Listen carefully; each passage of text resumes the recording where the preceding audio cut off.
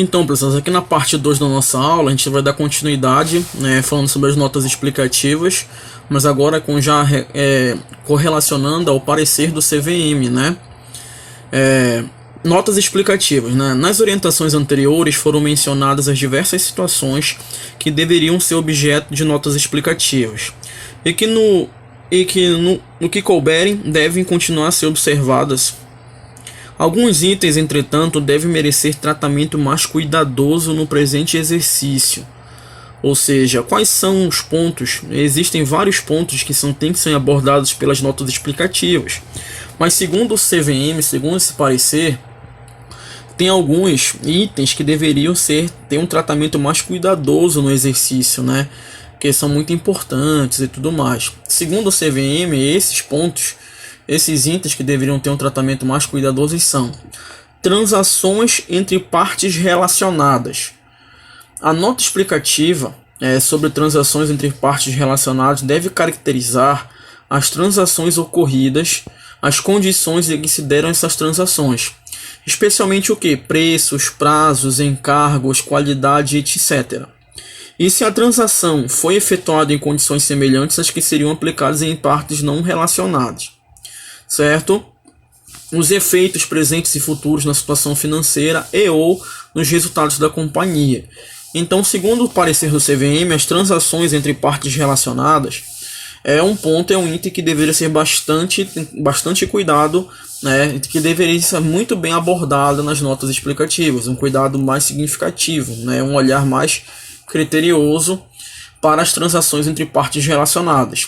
Segundo essa nota também, segundo esse parecer do CVM, a destinação do resultado do exercício também tem que ter um olhar mais cuidadoso. Vamos analisar.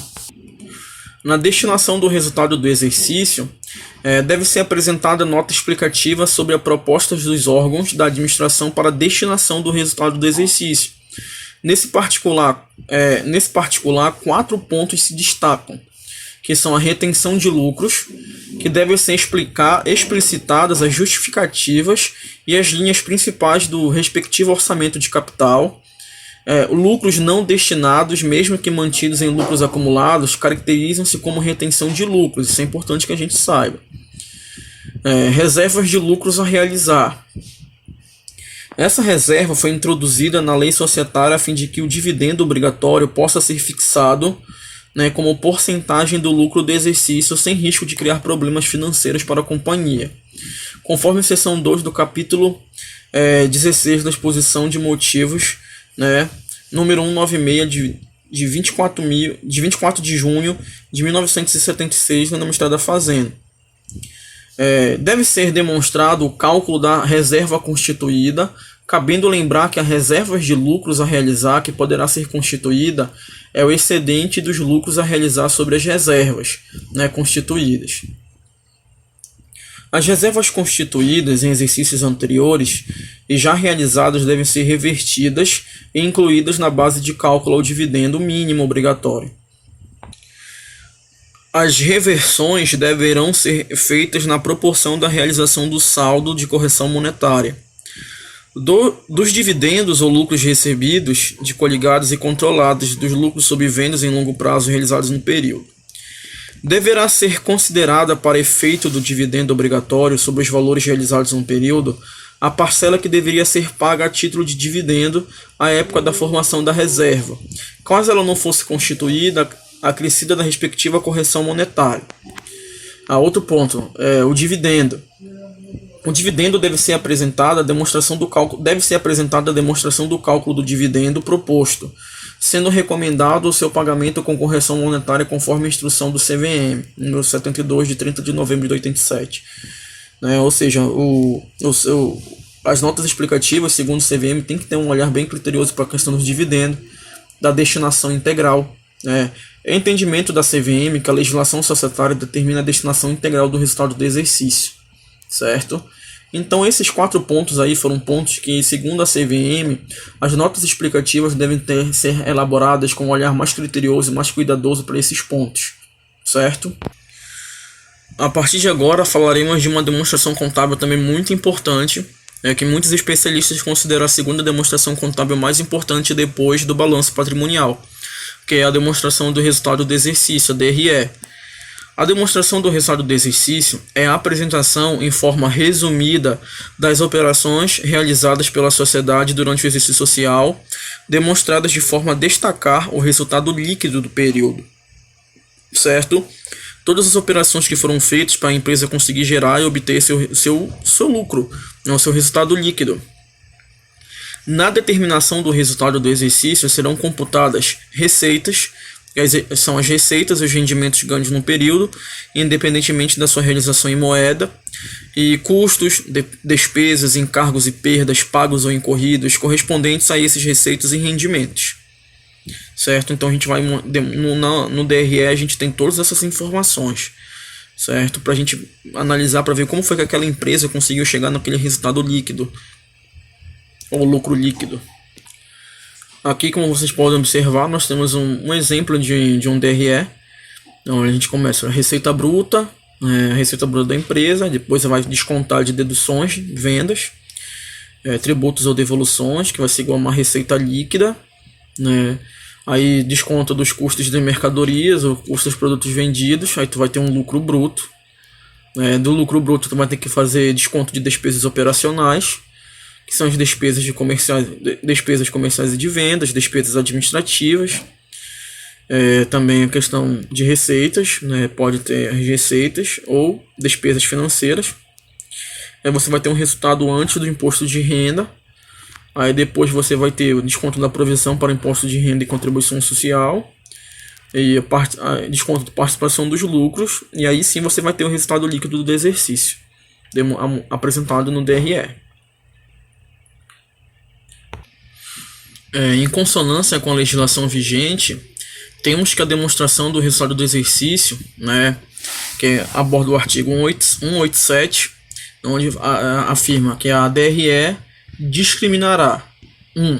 A receita bruta das vendas e exercícios, as deduções das vendas, os abatimentos dos impostos. 2.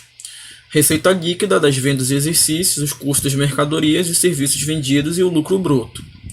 As despesas com as vendas, as despesas financeiras deduzidas das receitas, as despesas gerais e administrativas e outras despesas operacionais. O lucro ou prejuízo operacional, as outras receitas e as outras despesas. Aí você vai ter o resultado do exercício antes do imposto sobre a renda e a provisão para o imposto.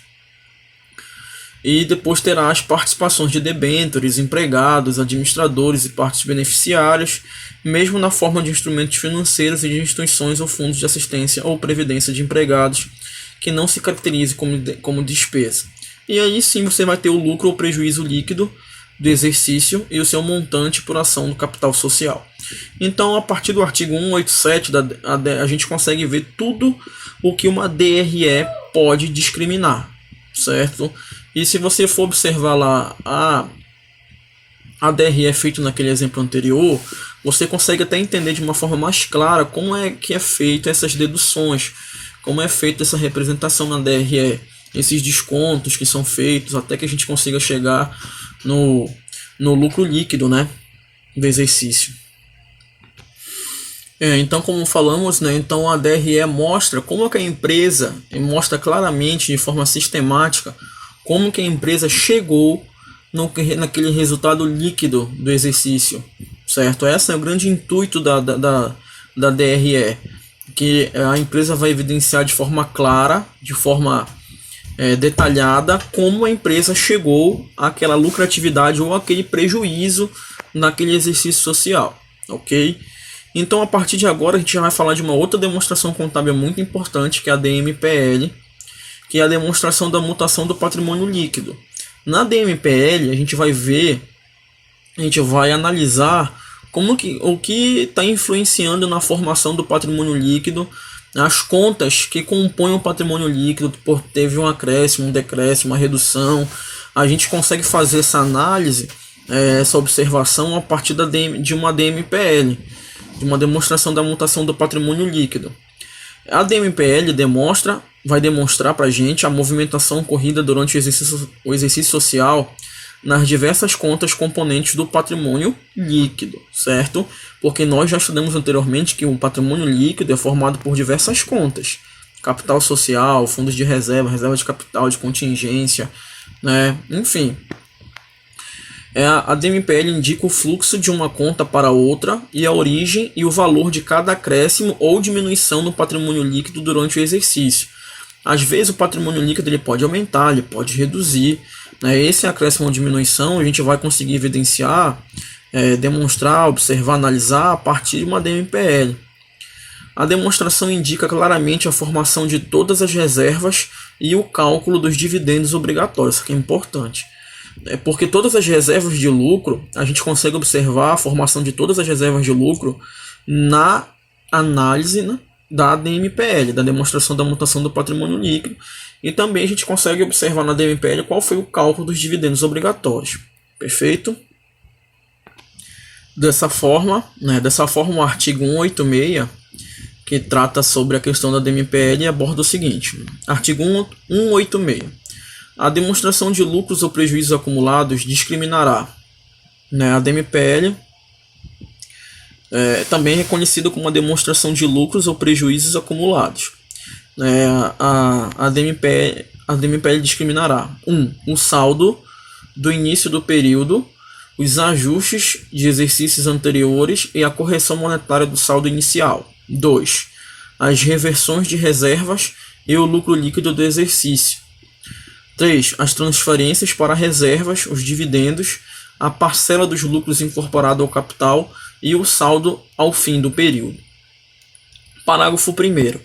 Como ajustes de exercícios anteriores serão considerados apenas os decorrentes de efeitos da mudança de critério contábil ou da correção de erro imputável a determinado exercício anterior e que possam ser atribuídos a fatos subsequentes. Parágrafo 2º. A demonstração de lucros ou prejuízos acumulados deverá indicar o montante do dividendo por ação do capital social e poderá ser incluída na demonstração das mutações do patrimônio líquido, se elaborada e publicada pela companhia. Certo? Aqui a gente tem um quadro que mostra para a gente uma DMPL, né, um quadro da DMPL, só que não está completo, não está feito, mas a gente já teve uma disciplina que nós estudamos sobre DMPL. Eu acredito que foi até eu que ministrei para vocês. Eu ministrei para vocês a disciplina. A gente estudou muito sobre essas questões aí da formação do capital, as mutações do patrimônio líquido, as reversões de reserva, as constituições de reserva. Aqui nós temos um quadro que nos retrata isso, né, sobre a DMPL, né, como é feito e tal, tudo mais, as reservas que podem ser constituídas. Enfim. E a partir de agora vamos falar um pouquinho sobre o DFC, que é a demonstração do fluxo de caixa, que é um demonstrativo que passou a ser obrigatório no Brasil a partir do dia 1º de janeiro de 2008. É uma demonstração considerada como de obrigatoriedade recente. O objetivo da DFC é prover informações relevantes sobre o fluxo financeiro de uma empresa, ocorridos durante um determinado período, né, que avaliam os seguintes pontos: a capacidade de a empresa gerar futuros fluxos líquidos positivos de caixa, a capacidade, né, da empresa honrar seus compromissos, pagar dividendos e retomar empréstimos obtidos, a liquidez da empresa, a solvência e flexibilidade financeira, a taxa de conversão de lucro em caixa, a performance operacional de diferentes empresas por eliminar os efeitos de distintos tratamentos contábeis para as mesmas transações e eventos, o grau de precisão das estimativas passadas de fluxos futuros de caixa, os efeitos sobre a posição financeira da empresa, das transações de investimentos e de financiamentos. A partir da DFC a gente consegue muitas informações, né, na questões de entradas e saídas de recursos financeiros da empresa, o fluxo de caixa. A partir do fluxo de caixa, o usuário dessas informações do DFC consegue observar se aquela empresa tem condições de gerar lucro, de gerar receita, se ela tem condições de pagar seus dividendos, se ela vai ter condição de pagar seus credores, né? Porque a gente tem todo um fluxo de caixa daquela empresa. A gente consegue ver a taxa de conversão do lucro em caixa. A gente consegue ter muitas informações pertinentes a partir do DFC. Só que o DFC passou a ser obrigatório no Brasil a partir de 2008. né, como mostra aqui. Esse demonstrativo tem obrigatoriedade, né, a partir de 1º de janeiro de 2008, por força da Lei 11.638 de 2007, que inclui esse relatório na Lei 6.404 de 1976, e dessa forma torna-se mais um importante relatório para a tomada de decisões gerenciais. Então, a DFC ela é considerada um demonstrativo recente, né, e tem muito importante, porque a gente consegue ver como que está acontecendo, né, praticamente a liquidez diária dessa empresa, como é que está as entradas dela, as saídas dela durante um período, né, de um exercício. A gente consegue ter informações bem completas sobre a saúde financeira da empresa a partir do DFC. Então, é importante que a gente frise esses fundamentos, né? E vamos para a parte 3 da nossa aula, certo? Então a gente já está praticamente finalizando essas demonstrações contábeis, a gente já viu um pouquinho sobre DMPL, né, balanço patrimonial, DRE, DFC, né? A gente está terminando os pontos, principalmente de fundamentos que não são considerados demonstrações, mas são importantes em termos de complemento, como as notas explicativas, o relatório da administração, certo? Que tem até questões sobre notas explicativas no questionário de vocês da instituição. Então vamos para a parte 3 da nossa aula.